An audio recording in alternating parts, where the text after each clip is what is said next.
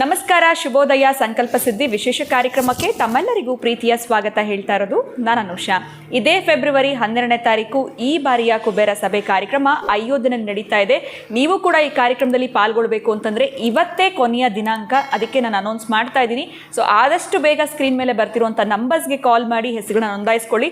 ದಯವಿಟ್ಟು ಇದಾದ ನಂತರ ಸಾಕಷ್ಟು ಕರೆಗಳು ಮಾಡ್ತೀರಾ, 30ನೇ ತಾರೀಕು, ಫೆಬ್ರವರಿ 2ನೇ ತಾರೀಕು ನಾವು ಕೂಡ ಬರೋದಕ್ಕೆ ಇಚ್ಛೆ ಇದೆ ಅಂತ.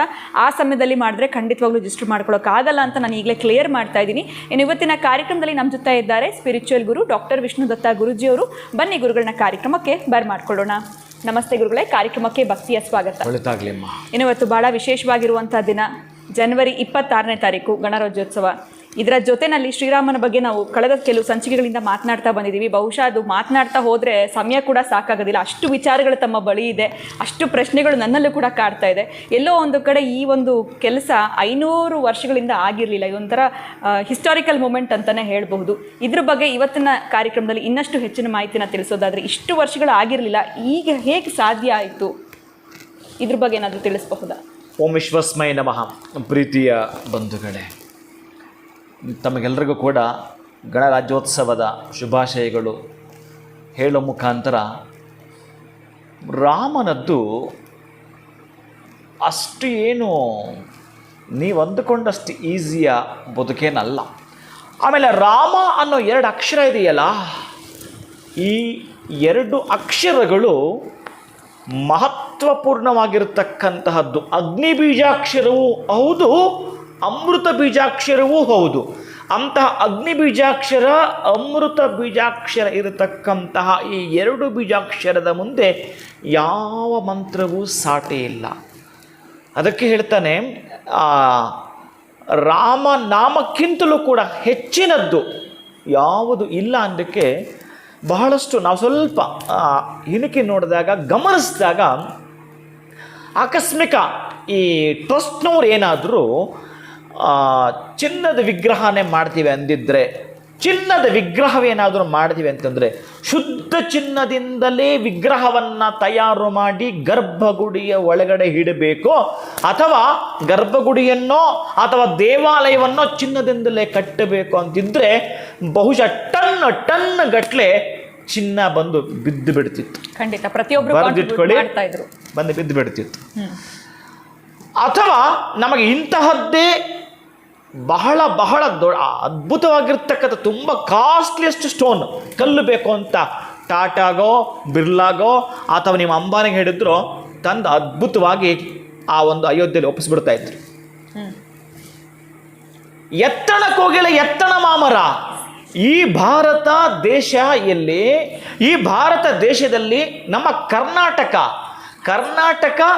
ಅಲ್ಲಿ ನೀವು ಸ್ವಲ್ಪ ಹಿಣಿಕೆ ನೋಡಬೇಕು. ಕರ್ನಾಟಕ ರಾಜ್ಯದಲ್ಲಿ ಇನ್ನು ಹೆಗ್ಗಡದೇವನ ಕೋಟೆ, ಕೋಲಾರ ಶಿವಾರ ಪಟ್ಟಣ, ಇಂಥ ಕಡೆ ಎಲ್ಲ ಅಂಥ ಕಲ್ಲು ಸಿಗುವಂಥದ್ದು. ಅದರಲ್ಲಿ ಆ ಹಾರೋಹಳ್ಳಿ ಅನ್ನುವ ಸಣ್ಣ ಗ್ರಾಮದಲ್ಲಿ ಈ ಕಲ್ಲು ಹುದುಗಿರುತ್ತೆ.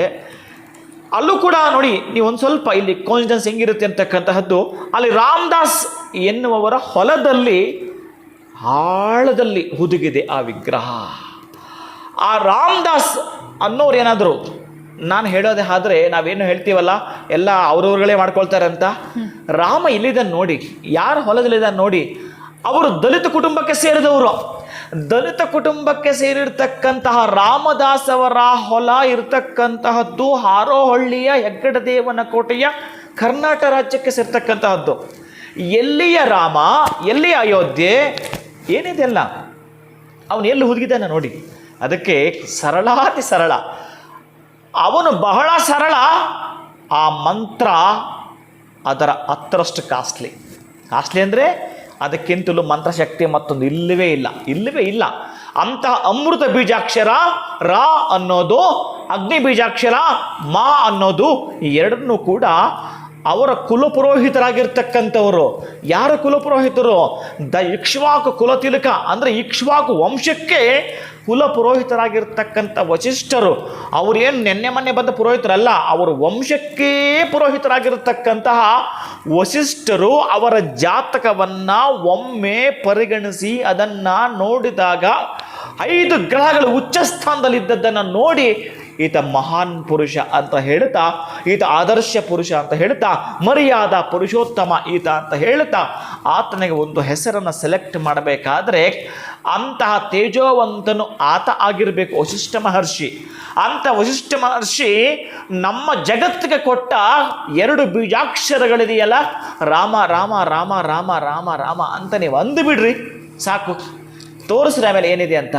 ನಾವು ಅನ್ಲಿಕ್ಕೂ ರೆಡಿ ಇಲ್ಲ.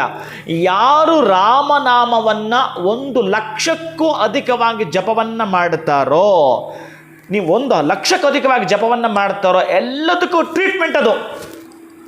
ಅನೇಕ ವ್ಯಾಧಿ ನಮಗೆ ಏನು ಗುರುಗಳು, ಎಲ್ಲ ವ್ಯಾಧಿಗಳು ನನಗೆ ಬಂದುಬಿಟ್ಟಿದೆ ಅಂತಾರೆ. ಎಲ್ಲ ವ್ಯಾಧಿಗಳು ನಿನಗೆ ಬಂದಿದ್ದರೂ ಕೂಡ ನೀನು ಮೆಡಿಸಿನ್ ತಗೋಬೇಕಲ್ಲ. ಆ್ಯಕ್ಚುಲಿ ನಮ್ಮ ಈ ದೇಹ ನಾವು ಪಡ್ಕೊಂಡದಕ್ಕಾಗಿ, ಈ ದೇಹ ನಾವು ಪಡೆದುಕೊಂಡದಕ್ಕಾಗಿ ಕಟ್ತಾ ಇರ್ತಕ್ಕಂಥ ಟ್ಯಾಕ್ಸ್ ಅದು. ಎಂಥದ್ದು? ರೋಗಗಳು. ನೀನು ಯಾಕೆ ಪಡ್ಕೊಂಡು ದೇಹ ಬೇಕು ಅಂತ, ಅದಕ್ಕಾಗಿ ರೋಗಗಳು ಬಂದೇ ಬರ್ತವೆ. ಟ್ಯಾಕ್ಸ್ ಕಣ ಅದು. ಆ ಟ್ಯಾಕ್ಸ್ ಮದ್ಯಾವುದು? ರಾಮ. ಅದನ್ನು ಪಟ್ಟಿಸು. ನಾವು ಮಾಡಲ್ಲ ಅದನ್ನು. ಎಲ್ಲೋ ಹೋಗ್ತೀವಿ, ಏನೋ ಮಾಡ್ತೀವಿ. ಅದಕ್ಕಾಗಿ ಈ ರಾಮ ಅನ್ನೋ ಬೀಜಾಕ್ಷರಗಳ ಮಂತ್ರವನ್ನು ನೀವೇನಂತ ಹೇಳಿದ್ರೆ ನಿಮ್ಮ ಕಷ್ಟಗಳು ಮುಷ್ಟಿಗೆ ಬಂದುಬಿಡ್ತವೆ. ನಿಮ್ಮ ಎಡಗೈನ ಮುಷ್ಟಿಗೆ ಬಂದುಬಿಡ್ತವೆ ರೀ, ಅಷ್ಟೇ. ಒಂದ್ಸಲ ಪಕ್ಕಕ್ಕೆ ಹೆಸರತ್ಲಾಗ ಅದನ್ನು ಆಗ ಇರುತ್ತೆ. ಅಮೃತ ತತ್ವದ ಬೀಜಾಕ್ಷರಗಳವೋ ಅದನ್ನು ಇಟ್ಟುಕೊಂಡು ನಿಮ್ಮದಾಗಿದ್ದ ಪ್ರಫುಲ್ಲ ಜೀವನದ ಕಡೆ ತಾವು ಹೊರಡಬಹುದು. ನಾನು ಯಾಕೆ ಇದನ್ನು ಹೇಳ್ತೀನಿ ಅಂತಂದರೆ, ಈಗ ನಡೀತಾ ಇರ್ತಕ್ಕಂಥ ಕಾರ್ಯಕ್ರಮಗಳು 48 ದಿನಗಳಲ್ಲಿ ಯಾರು ಕಣ್ಣು ತುಂಬಿಕೊಳ್ತಾರೋ ಆನಂತರವೂ ಹೋಗಿ ತೊಂದರೆ ಇಲ್ಲ. ಆದರೆ ಒಮ್ಮೆ ಈ ಒಂದು ಸೇವೆಯನ್ನು ನಾನು ಮಾಡಬೇಕಪ್ಪ, ಒಂದು ಸೇವೆ ನಾನು ಈ ದೇಶದಲ್ಲಿ ಹುಟ್ಟುಬಿಟ್ಟಿದ್ದೀನಿ, ಇಡೀ ಜಗತ್ತಿನ ಒಂದು ಸಲ ಮಾತಾಡ್ಕೊಳ್ಳೋಣ. ಇಡೀ ಜಗತ್ತಿಗೆ ನಮ್ಮ ಭಾರತ ದೇಶ ಒಂದು ದೇವರ ಮನೆಯಂತೆ. ಆಮೇಲೆ ಇದರ ಒಂದು ಕಣದಲ್ಲೂ ಕೂಡ ಒಂದು ದಿವ್ಯಶಕ್ತಿ ಇದೆಯಂತೆ. ಅದಕ್ಕಾಗಿ ನಾನು ದಿವ್ಯಶಕ್ತಿ ನಿಮಗೆ ತೋರಿಸ್ಕೊಟ್ಟಿದ್ದೇನೆ. ರಾಮ ಸರಳವಾಗಿ ಎಲ್ಲಿದ್ದಾನೆ ನೋಡಿ, ಹೇಗಿದ್ದಾನೆ ನೋಡಿ. ಬೇಕಾದರೆ ಇವತ್ತು ಮನಸ್ಸು ಮಾಡಿದ್ರೆ ಅದು ಪೂರ್ಣ ಅಯೋಧ್ಯವನ್ನೇ ಬಂಗಾರದಿಂದ ಮುಚ್ಚಬಹುದು. ಅಷ್ಟೆಲ್ಲ ಕೂಡ ದಾನ ಕೊಡ್ತಕ್ಕಂಥವ್ರು ಇದ್ದಾರೆ. ಇಲ್ಲಿ ಯಾವುದು ಕೂಡ ರಾಜಕೀಯದ ಹಣವನ್ನು ಬಳಸಿಲ್ಲ, ಮತ್ತೆ ಇಲ್ಲ. ಅಲ್ಲಿ ಕೇಳಿರ್ತಕ್ಕಂಥದ್ದು ದೇವಸ್ಥಾನ ಕೊಟೇಶನ್ ಅಂತ ಕೇಳಿದಾಗ ಕೇವಲ 900 ಕೋಟಿ. ಇಲ್ಲಿ ದಾನ ಹರಿದು ಬಂದದ್ದು 3,000 ಕೋಟಿ. ಇವತ್ತು ಕೂಡ ಅವ್ರು ಹೇಳ್ತಾರೆ 3 ನಿಮಿಷಕ್ಕೊಮ್ಮೆ ಅಧಿಕ ಆಗ್ತಾ ಇದೆಯಂತೆ. ಇವತ್ತು ಕೂಡ ಟ್ರಸ್ಟ್ನವರು 3 ನಿಮಿಷಕ್ಕೂ ಹಣ ಬಂದು ಬೀಳ್ತಾನೆ ಇದೆಯಂತೆ. ಅದು ರಾಮ ಮೌನವಾಗಿ ಮಾತಾಡ್ತಾನೆ. ನಿಮಗೂ ಅಷ್ಟೇ ಮೌನವಾಗಿ ಅವನು ನಿಮಗೆ ಬೇಕಾಗಿರ್ತಕ್ಕಂಥ ಅದೃಷ್ಟ ದೊಡ್ಡದು ಮಾಡಿಕೊಡ್ತಾನೆ. ನೀವು ಅವನನ್ನು ನಂಬಿದರೆ, ಅದಕ್ಕೆ ನಂಬಿದರೆ ಹಿಂಬು, ನಂಬದಿರುತ್ತೊಡೆ ಬಂಬು. ಹರೇ ರಾಮ.